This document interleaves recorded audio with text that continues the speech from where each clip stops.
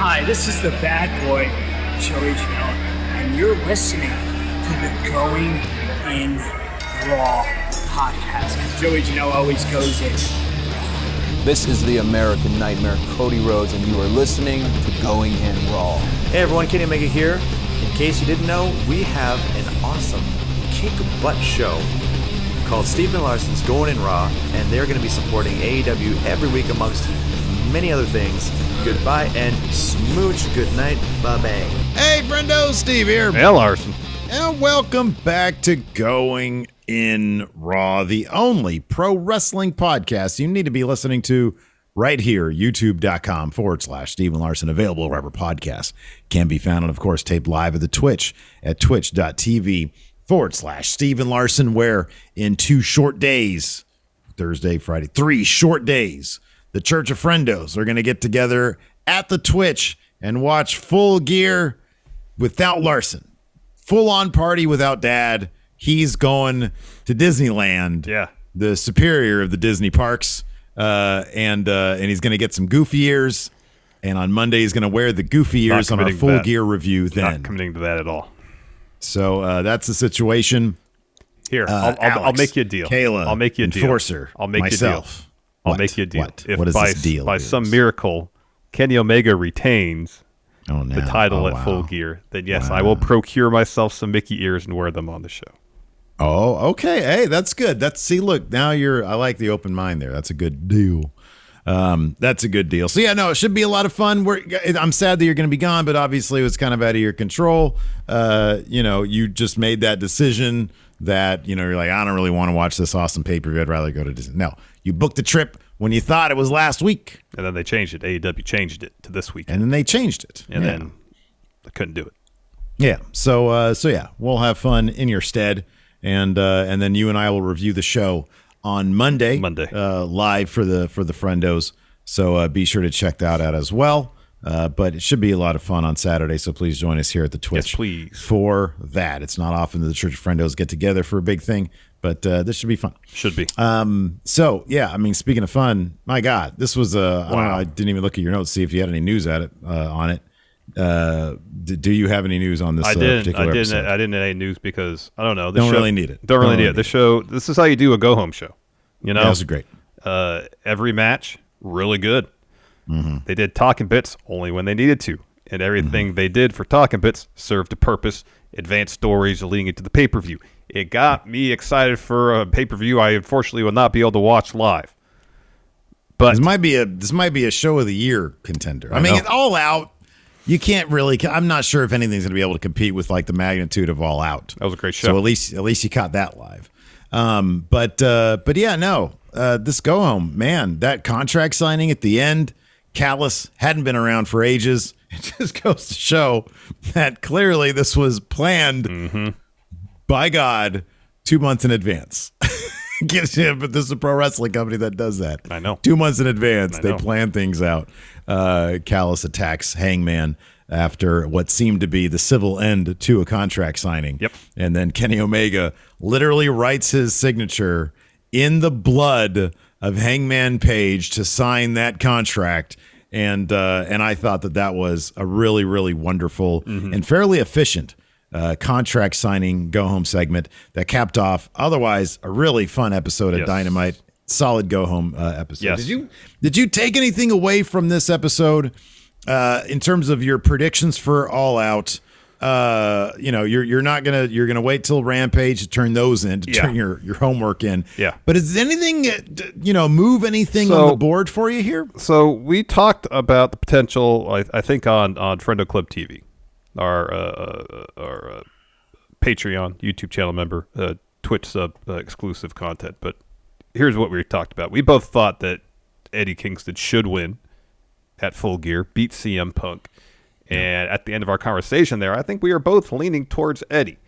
They didn't do much to touch on that storyline today. They had a video package that summed up what happened last week. Plus, they had a pull apart backstage in the parking garage. So they replayed some bits of their back and forth last week, and one line really stuck out, and that's when Eddie said, "I don't care if I win or lose. I just want to beat you up." And so it definitely could be a situation where Eddie, either he's so fired up, so driven to prove a point to Punk that he belongs, that he just, honestly, he does something in the heat of the action that leads to Punk capitalizing and getting the win. It's entirely possible. Yeah, I'll be honest with you. Between what we saw last week on Rampage, between the terrific article that Eddie put out regarding his mental health struggles, that stuff, I was really leaning towards, okay, Eddie might be the guy. They just get Punk's first loss out of the way. Eddie might be that guy because Punk really likes Eddie, obviously. Like, he's talked him up, says he's the best promo in the business, and I agree. Tonight really did shift me back to, okay, so Punk's just going to win this thing. Because it was between that, the video package, there was another video package I saw on Twitter, and they really sort of dialed down what had sort of in that one promo on Friday had become Eddie Kingston's the face and Punk is kind of the heel. And Eddie even mentioned in an interview with Louis Dangor this week that they had intentionally used the template of the Cena Punk thing from 10 years ago to motivate that promo. And Punk would know if he's being the Cena guy, he's got to lose this match. Yeah. But seeing what I saw tonight, seeing none of the video packages that they ran for this match really inclined me to think, they are going to do something that I kind of figured they wouldn't do, and that's have Eddie win. I think that what you're saying is true. I think this is going to be the thing where Punk technically gets the win. They protect his record. He can move on to endeavors. I hope this is like a 3-match feud. I really do. That'd be great. But, and in that case, maybe Punk wins the first one. Maybe Eddie actually wins another one, and then Punk wins the rubber match. I don't know. But for this big pay-per-view match, I did get the feeling that Punk is probably going to end up winning that, which I think it'd be far more interesting if they went the other way, because Punk is, I've mentioned this before, Punk's story is that he's having a hard time putting away lower rung, mid-tier wrestlers. And Kingston is not that. And Punk even referenced, hey, you're a dark elevation guy. Well, you're having problems with dark and elevation guys, Punk. So this guy is not that. Yeah. But that being said, I think you're right. I think as soon as he said that one line, you're absolutely right. That one line of dialogue, I don't care if I win. Okay, well then you're probably not. You're probably not going to win. Yeah. So yeah, that's a good point right there. Yeah. Other developments tonight. We saw a bit of a reunion, an undisputed reunion. Bob Fish, apparently employed by Adam Cole to take out Jungle Boy in advance of his match against Jurassic Express at Full Gear. Had a little backstage, bit powwow. Between Fish, Cole, and the Young Bucks. I don't know if this is going to lead to anything beyond this weekend. I'm sure. Fish has a match against Jungle Boy on Friday. I would not be surprised if he gets involved in the match on Saturday at Full Gear in some capacity. But it's interesting to see that after several weeks of Bob Fish being in the company, that they went back to that or referenced that. So that's one thing I like about it. That's one thing I like about it. And literally reference it too, like the Bucks, like it's undisputed that your era is blah, blah, blah. That's one thing I like about AEW. They recognize and acknowledge that wrestling exists outside of their company. Things happen outside the company. We had it announced on the show that Best Friends, the entire faction, is now a member of Chaos in New Japan. They got the invite from Rocky Romero from Okada via the Rainmaker himself, Rocky Romero. They in the closing segment, the contract signing, Hangman Page referenced Kota Ibushi. I love it when AEW acknowledges that wrestling exists outside of their shows, because that's something WWE by and large doesn't really do. Well, you got to take advantage of what your competition doesn't do. I mean, it's you recognize what's going on outside that company. When WWE is so staunchly against doing that, you understand there's a greater universe involved, and when you do that, it just lifts up your own company, possibly brings in other fans of other companies, et cetera, et cetera. It's a really smart move on AEW's part. And then, of course, shockingly and sadly, we saw the death of Wheeler Yuta tonight at the hands of Wardlow. Oh my God. Oh my God. This dude, Wardlow, just the second through fourth power bombs were gnarly. Those were vicious. I dare say that Wardlow might have the best powerbomb in the business these days. That was sickening. It was awesome. And somebody mentioned it, and I thought about it before they mentioned it on Twitter in response to the stupid tweet that I had, that he totally has Batista vibes. Yeah, I could see that. I honestly hope that they just tease and tease and tease him turning on MJF until MJF gets the title, like a year from now, and when he does, he gives him the old thumbs up, thumbs down, and he takes out MJF. And dude, if they're smart, Wardlow has everything to be face of the company guy. He really does. He is terrific. He is good, and he totally has Batista vibes. Let's see here. Oh, Arcaven here claims that it was him. Well, yeah, that's we were thinking the exact same thing. We were thinking the exact same thing. Wardlow did that to Jericho in the when MJF had Jericho go through those 5 matches. Thumbs up, thumbs down? No, when he faced Wardlow hit him with a bunch of power bombs in that match too. Oh yeah. Those power bombs are great, man. Yeah, man. But smaller dude, like a skinnier guy like Wheeler Yuta. Oh, it was just extra vicious. Oh, Yeah, it was awesome. Yeah, it was. Let's take a quick break here to get a word from our sponsor, BetterHelp. Several years ago, while dealing with severe anxiety, I learned the importance of talking to a therapist, but I also learned that it can be really difficult to find the right person to talk to. Today, BetterHelp is providing a safe and private online environment where your needs will be assessed and you'll be matched with your own licensed personal therapist. BetterHelp isn't a crisis line, nor is it self-help. It's professional counseling done securely online, all without having to ever sit in another uncomfortable waiting room. BetterHelp is dedicated to facilitating great therapeutic matches. Send your counselor messages at any time or schedule regular phone or video sessions. And they've made it free and easy to change therapists if needed. And you don't have to limit yourself to counselors in your area. BetterHelp services are available worldwide, so you can find the expertise you need regardless of location. BetterHelp is affordable, convenient, and everything you share is confidential. We want you to start living a happier life today. As a Going In Raw listener, you'll get 10% off your first month by visiting our sponsor at betterhelp.com/raw. Join over 1 million people who have taken charge of their mental health. Again, that's BetterHelp, HELP.com/raw. And let's get a word from our sponsor, Amazon Music. Since all the friendos out there are listening to this show, it's safe to assume you love listening to podcasts. Well, you'll find tons of podcasts, including this one, on Amazon Music. That's right. Amazon Music has more than 10 million free podcasts to listen to, such as the hilarious Smartless, which you can get ad-free 1 week before everyone else. There's also the true crime podcast, Dr. Death Miracle Man, which is available 2 weeks early on Amazon Music. Yeah, man, if you're like Larson and love your music, you got to check out thousands of free music stations and playlists on Amazon Music. Or if you like your tunes on demand and ad-free, then you got to give Amazon Music Unlimited a try. It gives you unlimited access to a lot of songs, like 75 million songs, as well as podcasts, music videos, and so much more.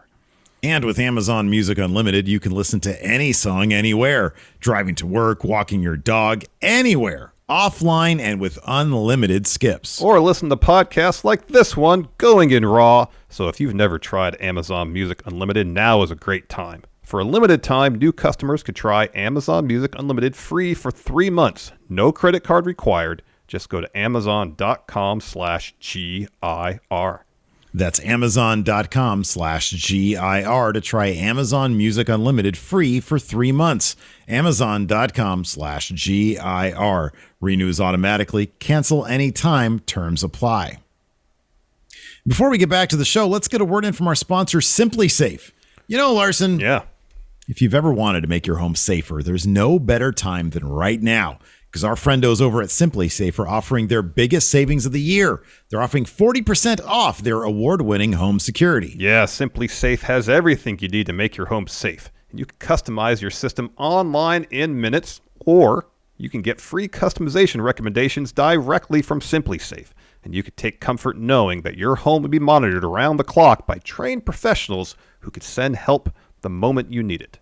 There are no long-term contracts or commitments, so get yourself some peace of mind with Simply Safe at the biggest savings of the year. You can get a complete home security system starting at around $100. So take advantage of Simply Safe's holiday sale and get 40% off your new home security system by visiting simplysafe.com/raw. Again, that's simplysafe.com/raw for 40% off your entire system. Hurry.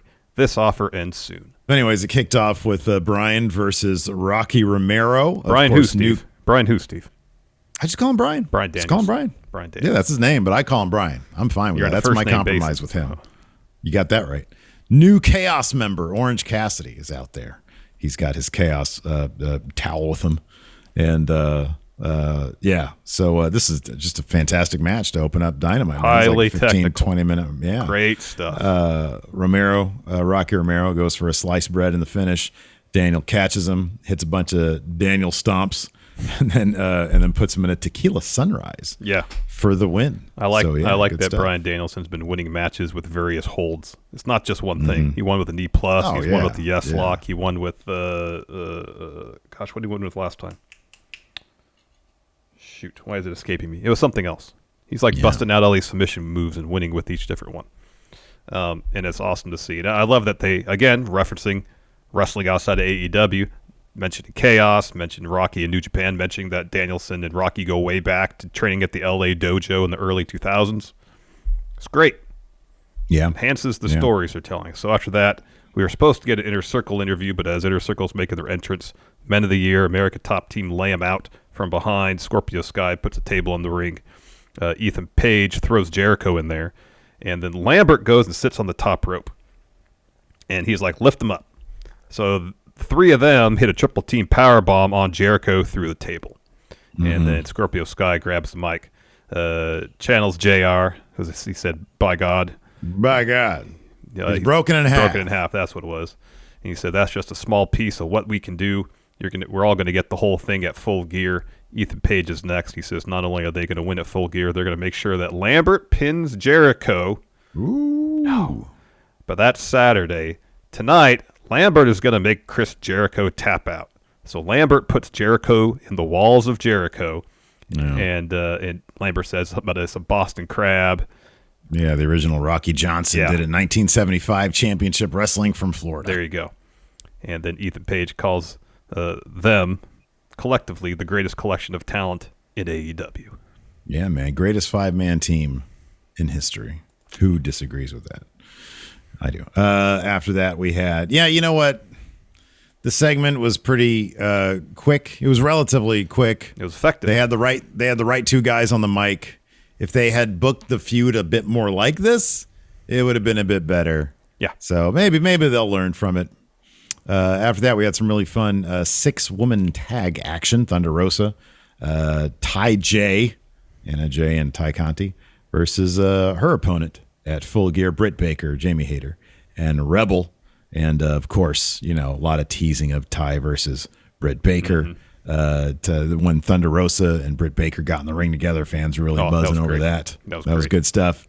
Ty Conti ended up getting the DD Ty finish on Rebel as Britt just sort of looks on and doesn't endeavor to help her out. Yeah, because Ty is getting ready for the DD Ty and looks at Britt as Britt's about to get into the ring, maybe to break it up. Britt's like, no. My name's Bennett. Yep. But fun match, really fun match. Yeah, good stuff. Then we got a Chris Statlander, Ruby Soho video package hyping up their bout in the TBS title tournament. Then we get Jungle Boy versus Anthony Bowens. Of course, Max Caster does his usual freestyle on his way to the ring. He poked fun at Jungle Boy's promo skills. It cracked me up. When it's like a really lighthearted rap, when he'll burn somebody and the guys, the guy, Jungle Boy's only reaction was, ooh. Yeah. He was sort of amused. I know. At the rap. And then there was a dig on, I think, because isn't Jungle Boy and Anna Jay, aren't they a thing? Yeah. And then she's hanging out with the Dark Order, so he made kind of a semi-lewd but fairly tame reference to that. Yeah. Anthony Bowens is such a fun wrestler, though. He is. Like, he gets in there and he does such a great job as heel wrestler. He sort of does a little bit of the goofy stuff. He's a lot of fun to watch. Yeah, as he's a wrestler. great. He's great. Yeah, he's really good. It was a really good back and forth match. Caster got involved a couple times. In the end, though, Jungle Boy counters, maybe it was Bowen's finish, into an arm drag, locks on the snare trap, and Bowen's trying to crawl towards the ropes because Caster's there trying to reach out, pull him closer so he can get to the bottom rope. He can't make it in time. He has to tap out.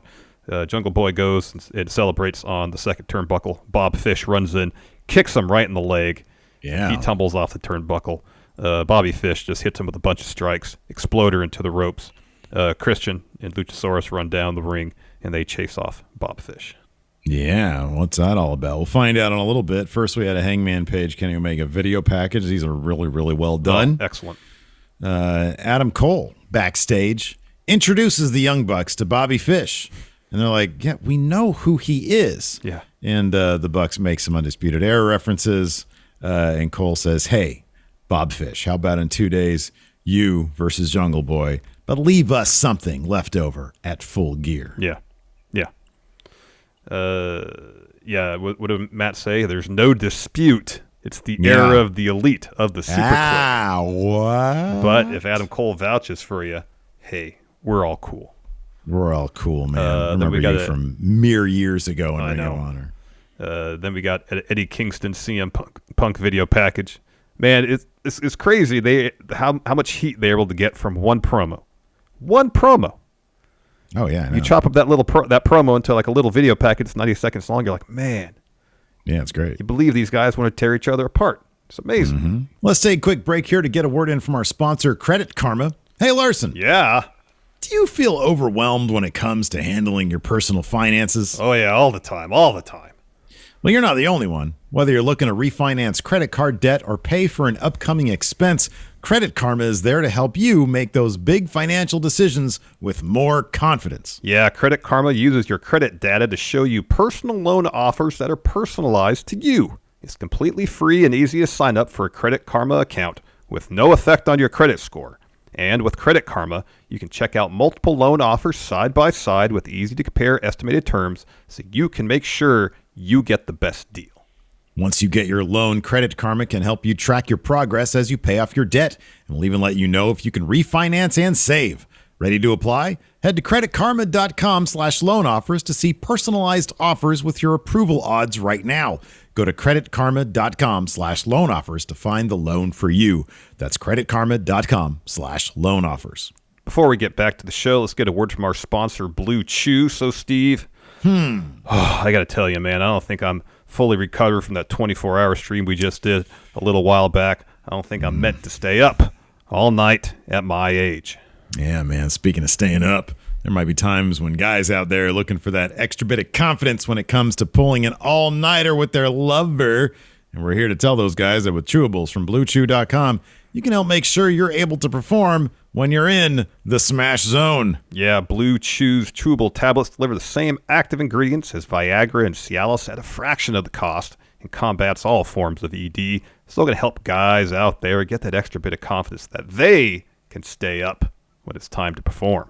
And you don't have to pay a trip to the doctor to get them. Blue Chew is an online prescription service, so that means no doctor's offices, no awkward conversations about trying to hit your pile driver, and no time wasted in line at the pharmacy. And Blue Chew makes the process simple. Sign up at BlueChew.com. Consult with one of their licensed medical providers who will help you find the right ingredient and strength for your prescription. And once you're approved, you'll get your prescription within days. So if you're looking for some extra confidence when it's time to perform, visit BlueChew.com. And guys, here's a special deal for you. Try Blue Chew free when you use our promo code GIR at checkout. Just pay $5 shipping. That's BlueChew.com. Promo code GIR to receive your first month free. Next, we had Wheeler Yuta versus Wardlow. So Wardlow hits Yuta with 4 power bombs in a row. And like each was just nastier than the one that he did prior. Oh, like you didn't think it could get nasty. It was. I was like on number 2. Okay, that's good. That was horrifying. And then he did it again and it was worse. And I was like, stop. He's dead. It's like that. I tweeted out this stupid tweet. Remember that Beyond Belief Fact or Fiction episode that we watched on Smash Zone? Oh, yeah, where Terry Funk was wrestling a dead man for an hour? Yeah. Yeah. That was this, but for realsies. It was fact. It was based on a real thing and it happened tonight. It was Wardlow wrestling a guy who had died moments earlier. Yeah.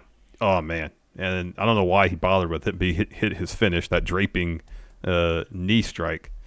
It really just used the power bomb, dude. I know. The power bomb, nobody uses that as a finish anymore. They really should. I'm sure there's people out there who do. I know. But like popularly, it's not really. It's like, how did the power bomb of all moves become like signature normal moves? Yeah, it's the same thing as the DDT. I mean, you think with the DDT, you're spiking somebody on the crown of their head.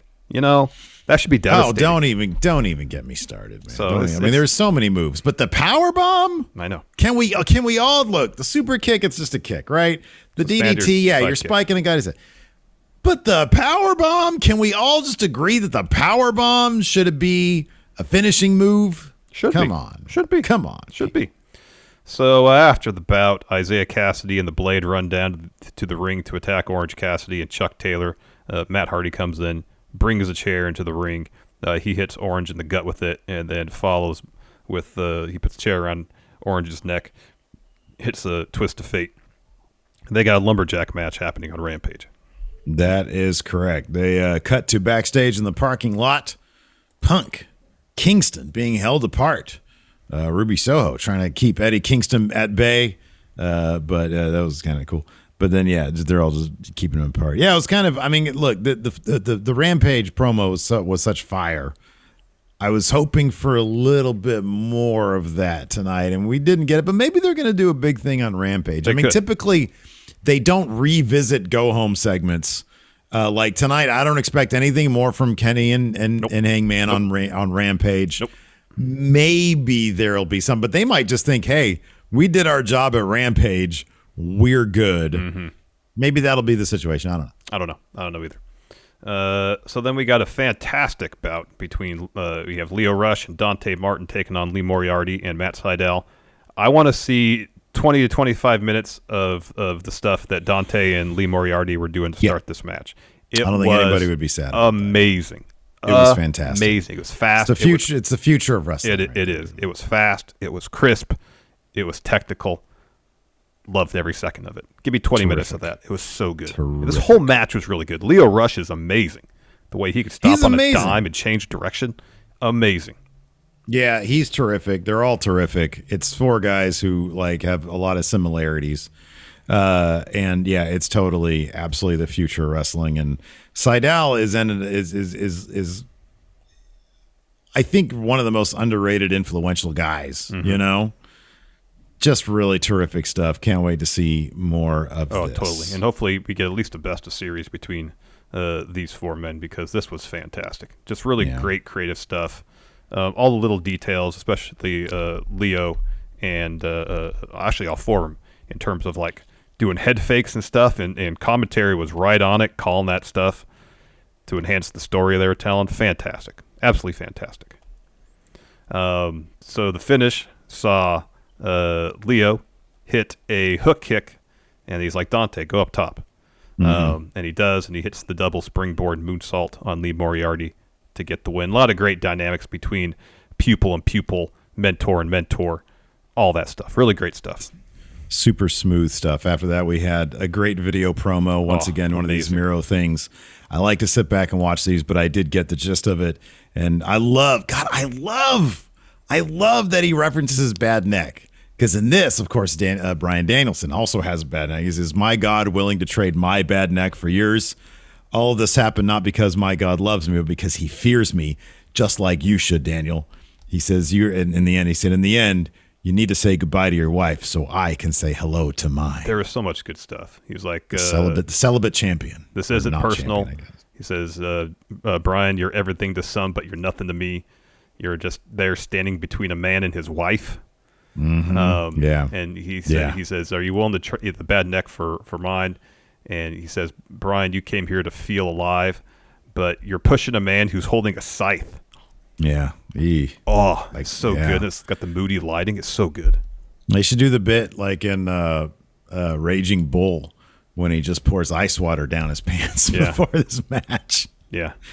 See, he hasn't been with his wife. We got a Blue Chew ad reading this one? Yes, we do. Hey, man, if you want to be like Miro, something, bluechew.com, promo code GIR. Anyways, after that, we had, oh, my God, this match. Whoa, boy. Pac versus Dax Harwood. My God, this is the stiff match. There was a part where Pac does like a tope to the outside and basically he just eats shit. Like Dax got an arm out there. Yeah. But he just landed. And then like Dak, they sort of roll around a little bit because they're all selling. And you just see this like puddle of blood. Yeah. And I was like, whose is that? Yeah. Like, where did that come from? Yeah, it was a brutal. They explain it later that apparently I think it was Dax got chopped so much that he had a cut on his chest. But Pac pretty much belly flopped on that spot to the floor. It was oof. But yeah, that was brutal, hard hitting stuff. That brain buster, the super brain buster off the top that Pac gave Dax. Looks like Dax landed like right in the top of his shoulders. Brutal, rough stuff. Yeah. Down towards the end, Pac catches an uppercut from Dax, hits a backslide. Dax kicks out. Pac goes right into a brutalizer, and Dax taps immediately. He's got some rock tape on his shoulder, you know. And commentary again really advanced the story, saying, "Oh, he's got that shoulder taped up. He wants to save it for Saturday." So, anyways, as soon as the bell rings, the match is over. Cash runs out, starts attacking Pac. Lights go down. Come up. Andrade and Malachi Black are in the ring. They start laying into Pac too. Lucha Brothers run down the ring from the stage. Cody, man of the people, comes in through the crowd. Brawl breaks out all over the place. Faces eventually clear the ring. You know what, man? I'll be honest with you. I am so happy that Cody has created, as you say, an isthmus between Cody Island and the rest of the AEW roster. It just seems so abnormal and weird and awkward that Cody was just on his own little island, and then he'd bring somebody over on a boat and he'd fight them and they'd leave and he'd bring somebody else. He's mixing it up with other people and it just feels it. I like that. I like that. I got tired of thinking that there was some weirdness between him and the others and et cetera, et cetera. I liked this brawl. I was like, oh, cool. You know, Malachi's there, Andrade's there, FTR is there. You know, then you can get back into MJF somehow, maybe because he's affiliated with FTR and MJF have Cody have history. I love when the entire show feels connected. I know. Because it adds the atmosphere of unpredictability. Indeed. So I'm glad that Cody has returned to maybe he's just come back altogether to the AEW mainland, Larson. That could be. Cody Island no more. So given the go-home math here, with the faces standing tall, again, they don't tend to repeat go-home segments, so you wouldn't think we'd get a segment on Rampage involving FTR and Lucha Brothers. This felt very go-home, Yeah. But the go-home math would seem to indicate that FTR would pick up the win on Saturday. Dax ate the loss. Faces cleared the ring. I don't know if that's going to happen. I'd be actually pretty surprised if that happened. I think the go home was the same with FTR Young Bucks. I might be wrong about that, but I seem to remember there was some go home before that. The AEW, they don't stick to the go home stuff. No. Anyways, it was announced, as we mentioned earlier, but it was officially announced on the show that we had a lumberjack match coming up versus Matt Hardy versus Orange Cassidy to probably blow off that feud. Yeah. Jungle Boy versus Bob Fish is going down on Rampage. And then it was announced on the buy-in, we're going to get Thunder Rosa and Hikaru Shida versus Nyla Rose and Jamie Hayter. Yeah. That should be a good match as well. Yes. So that's cool. That's good stuff. Yeah. I'll be honest, I'm kind of disappointed that they didn't put one other women's match on the main card, given that we're going to have like the match that it's kind of one of the more foregone conclusion matches. I'm sure it's going to be a good match. Britt Baker versus Ty Conti. They have really actually done a decent job of building up a lot of their other women's talent. I know. You know, give us a Jade Cargill match. Give us you got Thunder Rosa on your roster. Put her, on the main card. I know. I know. But they're doing what they're doing. They're doing what they're doing. Indeed. Then we got a MJF and Darby Allin video package. Again, great stuff. They always do such a good job with these. Yeah, these are really video good stuff. packages. Yeah. And then we get a quick shot, and commentary mentions that both the Elite and the Dark Order have been banned from ringside for this contract signing. Yeah. Ooh. Which was next. So Hangman comes to the ring first, then Kenny. Tony Schiavone, who's emceeing the contract signing first, passes the contract to Paige. Paige grabs the mic, tells Kenny after all this time he doesn't know what's left to say. He knows the sooner he signs the contract, the sooner he gets to Full Gear, and the sooner he gets to beat Kenny's ass for the title, he signs. Tony takes the contract over to Kenny, And Kenny says, I don't share your excitement. I don't share the fans' excitement. But I got to say, I'm a little sad. We were friends. We were partners. And he says, all this, from the very beginning, was meant for you, Paige. And if it weren't for your insecurities and your failures, he says, I think you said it best. You fall off the horse, you get up, you get back in the saddle. But he says, if the cameras only caught what really happened backstage, it was never you that picked yourself up. It was always the elite that did that. And he says, why did we do that?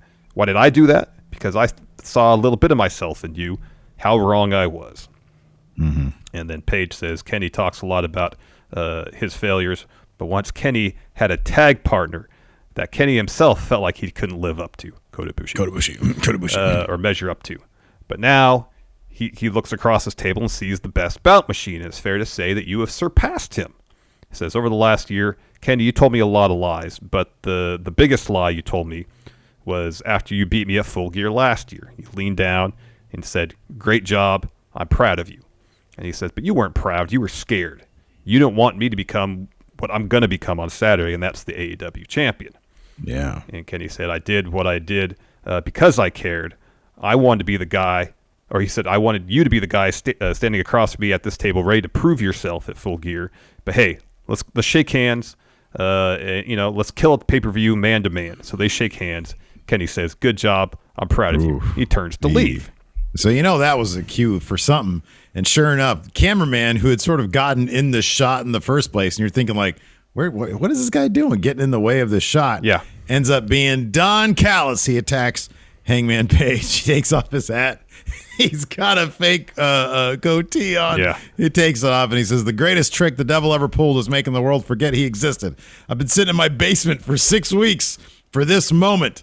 And then they have, and Hangman's bleeding from the mouth. They get him. He's bleeding from the head. And so Kenny gets the contract, and he puts his finger in Hangman's blood, and he signs his name. He signs the contract in Hangman's own blood. This is really effective. It was really effective. This is the instance where the go home math is going to hold true.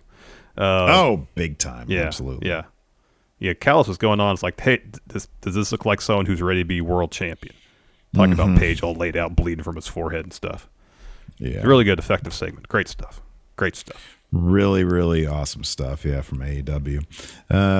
All right, let's see here. Let's go ahead and answer. If somebody can. Here we go. AEW thread. I got a couple here. You guys can load up some highlighted messages. Please. I put this thread up kind of late. Moses Opposes says, I had to watch the first episode without sound. What do you think would be the best match without sound? It's a good match you could think of without sound. Or that you don't need sound to follow the story? Yeah, I guess so.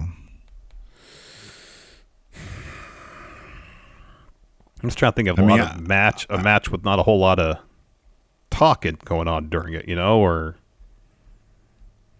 I mean, I'll be honest with you. Like all the good wrestlers these days, that they do, it's all good storytelling in there. You know, it's like name an AEW match that isn't. We used to watch Impact. I used to have that sound cranked all the way down. Because it's like good wrestling is good wrestling. It's largely it is largely a visual. It is, medium, I guess for ideally, if you're watching a movie. I understand it's going to have dialogue and talking, but if you could watch a movie and understand the story with no audio playing, just based purely on the visuals of the film, that's some damn good filmmaking, Yeah, and absolutely. Same applies to wrestling, I guess, Nicholas Price says they mentioned Okada a lot in the first match. Who would you like to see him face in AEW? Who wouldn't I like to see him face in AEW? Man, I was kind of hoping he'd come out for that contract signing or something. Okada, he's wrestling in San Jose this weekend against Buddy Matthews. So I thought, maybe he'll come out early, make an appearance on Dynamite. That'd be awesome. Any chance he shows up at Full Gear? No, it's the same day as the San Jose show. Oh, okay. Well, so no, it's an impossibility. Fiction. Won't happen. Made it up. I do feel like that would kind of steal the moment there. That'd be kind of weird. Yeah. Or like Kota Ibushi shows up. That'd be interesting if Kenny's two biggest opponents in history, Okada and Ibushi, both showed up and sort of stood behind Hangman. The ghosts of Christmas past, present, and future. Some shit like that. Yeah. Organ Grinder. Past, and future. Says, of all the 4 pillars of AEW, Darby, Sammy, Jungle Boy, and MJF, who do you think will have the most successful career? MJF. Yeah. MJF. It's either him or it's Darby. Mm-hmm. I like Sammy. I think that the Miro title change was a terrible idea in retrospect, though. Yeah. Maybe he'll do something more with it, but nobody was doing that kind of work with making a title seem so important. I know. As Miro, and I just don't know. Was he expecting to take a lot of time off? He was like, "Hey, I'm like Bruno. I've had this thing for a couple months now. I can't deal with it any longer."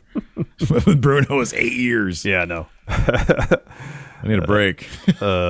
Beer Man, Roman or Omega right now, who wins? Like on a 1-on-1 match? Oh, dude, Roman, come on. Gotta be Roman. He stacked Brian. He stacked 2 Hall of Edge. Famers. Yeah, man. It's Roman. I mean, in kayfabe, it's completely Roman. Yeah. Hey, who's your leading contender right now for Wrestler of the Year? It's got to be Kenny, right? Because somebody brought up Brian. And I think we had a video that was titled Bryan Danielson Wrestler of the Year. Yeah, no, I know, but I mean, here's what I'd probably nominate right now. It'd be Kenny, it'd be Roman, it'd be Danielson. Those are the first 3 names that pop in my head. Bianca Belair. I feel like 2021 was thoroughly Kenny's year. It's either Kenny or Roman. That dude had so many titles. Yeah. And just like, it's taken not to take anything away from PWI's criteria, but like match quality. Roman's a fine wrestler. And by and large, his matches are tons of fun to watch. Mm-hmm. He's a good storyteller. Yeah. Kenny's kind of next level. I mean, the matches that he's put on this year, carrying all those titles, wrestling all over the place. Yeah. No, I don't disagree with you. Yeah. Dylan gets in the sub to Silver PSNPR. Thank you so much, Dylan. Thank you very much, Dylan. David Matuszek says, of Yano and Orange Cassidy, which wrestler from Chaos do you think is the best? In terms of comedy, I mean, the fact that these guys are now officially Chaos, you're going to see that in 2022, man. You're going to see some AEW New Japan more crossover, I believe. I think that's going to happen. That'd be fantastic. I would give the edge to Yano now. Oh, yeah. Absolutely. I feel like he's got a larger range. He has to like change characters in order to be like a serious wrestler guy, which he can totally do. Yeah. But by and large, when he's being Yano, he's awesome and he's comedic and everything. Orange Cassidy, he does comedy stuff, but then it's like he'll turn off mid-match and be like, "Oh, hey, I'm going to be intense guy now." Super serious wrestler, yeah, totally. No, it's in terms of like pure comedy, it's Yano and not even close. Organ Grinder, which tag team in AEW is most likely to split up? Okay, so we've got Young Bucks. That's not going to happen. Too Fast, Too Fuego. There's your answer. There's your answer. Well, there's got to be a put-together tag team that's going to split up. FTR is not going to split up. Lucha Brothers aren't going to split up. Oh, I could see Leo Rush and Dante Martin splitting up. Yeah, I'd give them down more the time line. as a tag. Totally. Yeah, but down the before line. Like an actual they're together. I mean, I guess the tag team I'd actually be cool with splitting up is Lucha Brothers. Mm-hmm. Like, because both those guys as singles wrestlers, like lighting up the singles divisions. Oh my God. Amazing. Are you kidding me? Amazing. I kind of feel being a tag team holds them back a little bit because I want to see them as singles guys. Yeah, agreed. Die Hard Homer says Bryan Danielson versus Okada is the correct answer. I'm not sure what the question was. Flats. Leo Rush is 26. What is his ceiling in AEW? High. TNT title. It's pretty high. It's TNT title. Pretty high. The Okada versus Bryan thing was what match do you want to see Okada in AEW? And that is totally like probably top of the list for me. Yeah, it's top 3. Easily top 3. Yeah. King Eris, any chance we get the Elite turning on Omega after he loses? It would make him feel like Hangman in retrospect. I think that is going to happen. Hopefully it doesn't happen at Full Gear. I hope they start that at Full Gear. But give it time. Give it time. Yeah. Yeah. It might be like a New Year's Dash situation where they do it on the Dynamite afterwards. It could be. It could be. Nikyle, odds that Lana will help Miro beat Bryan at Full Gear. I kind of feel like he needs to win at least that match to have his kayfabe reunion with her. I mean, it seems like it's tied to a title, though, so. Yeah, no, I know. His entire, thesis is I can't show my face to my wife again until I've won that title. Yeah. So. Yeah. Yeah. Mattias from Chile asked, will we see Mount Rushmore stable next year? I hope so. Yes. Absolutely yes. Ooh, Beerman says Yano or R-Truth, who's the better comedy wrestler? That one's tough because R-Truth is really good. R-Truth is really good. Really good. I'd still, again, if R-Truth was outside the WWE, I kind of feels like it limits R-Truth's potential as a full comedy wrestler. Yano is so damn creative. He is ridiculously creative. He will have entire G1s where he'll advance thanks to duct tape and. Dude, they created an entire trophy for him. Sorry, Okada. It created a trophy for him so he could win all sorts of weird gimmick matches. I feel like it's Yano. I feel like Yano probably at the end of the day is going to be the all-time comedy wrestler. R-Truth is really good. Die Hard Homer mentions that R-Truth made Brock laugh in a segment, and making Brock laugh seems like an impossible task. That is true. I actually kind of disagree with that. I think Brock has probably got a pretty decent sense of humor. I think he probably kayfabe, yeah. Man, Brock's entire existence is basically out of kayfabe anyway. Like when he's out there, that dude is not. When he said, "I don't give a shit about your kids" to Heath Slater, guess what? He didn't give a shit about his kids. Let's see here. A couple other subs here. Destiny FOMO, subscribe. Thank you very much. Thank you. Appreciate it. John Elite here says, aside from possibly Wyndham, he's making a movie at the end of this month, so I doubt he's going to show up. Wyndham, man. Who do you see appearing at Full Gear? Is there going to be a new signee to AEW?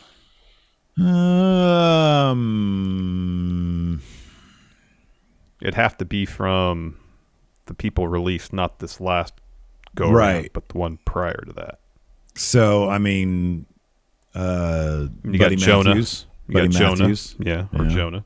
No, Buddy Matthews can't be there because he's wrestling. Yeah, that same day. But they don't have... There's no Casino Battle Royal ladder match. That's usually where they have debuts. I don't know if there's anybody that's a huge enough name out there they could bring in, short of bringing in like someone from New Japan or something, to step up to Hangman after his win. But I feel like he's going to win, and that's going to be such a huge cathartic moment for everybody. That's going to be the close of the show. That's going to close the show. You cannot fuck with that. No. Yeah. That they're not going to ruin that moment for him. You going to open up your thing? Oh, yeah. You got it? Yeah, it's down the floor here. It's on the floor. It's on the PS floor. So our good friendos over, and we know a lot of the friendos are fans of Deadlock. Our friendos over at Deadlock sent us their newest merchandise. Yeah. It's their Oh Hell Yeah shirt. But this is awesome because it came with a little Deadlock. This is great. Oh, look at that. I want to rip all this stuff off. I want a playing card. Yeah. I want a Deadlock playing card. We got some stickers here. And they just announced a couple days ago, this week, I think, Deadlock Pro Wrestling. Going down. So they have, it's Luther has been announced for their first show, and then Rosemary as well. When's this stuff going down? I don't know. So I'm going to look it up right now. Get out that shirt.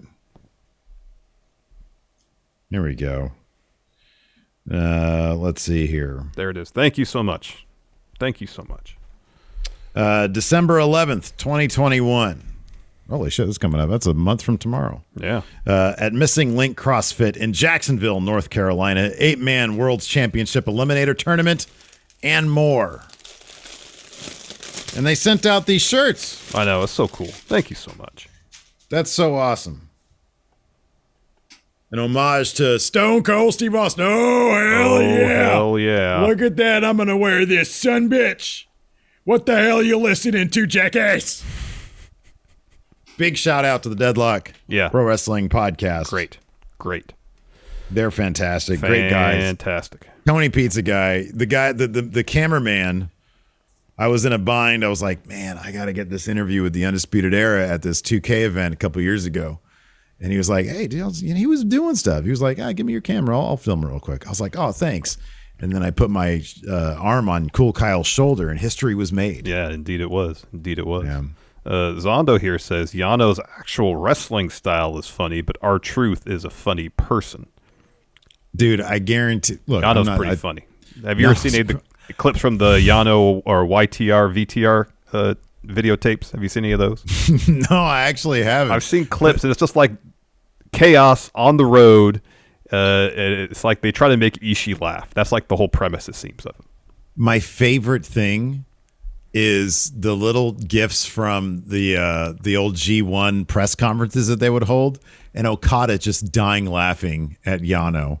Like, Yano exists just to crack up Okada, basically, and it's awesome. It's so great. It's so good. It's great stuff. Specificity is dead. What's the likelihood we see Jonah Rock versus Sammy Guevara before the end of the year? How about the end of the year? Sammy, wait, who now? Jonah Rock versus Sammy Guevara. I don't know that Jonah Rock's going to go to AEW. I mean, wasn't the latest rumor him going to New Japan? Yeah. Oh, Lou's got a great question. Will Hangman kick out of the One-Winged Angel?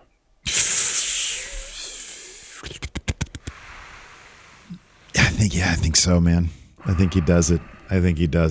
Oh, Die Hard Homer says, does Hangman kick out of a regular One-Winged Angel or a super One-Winged Angel? I think a regular one is good. Yeah. I think a regular one. I mean, there's only one man who can kick out of a super One-Winged Angel. And that's his Laredo name is Kid. Laredo Kid, yeah, exactly. Yeah. Dylan asks, what's our shirt sizes? I'm an XL, and Larson's an L. I'm an L. Taking that L. All right.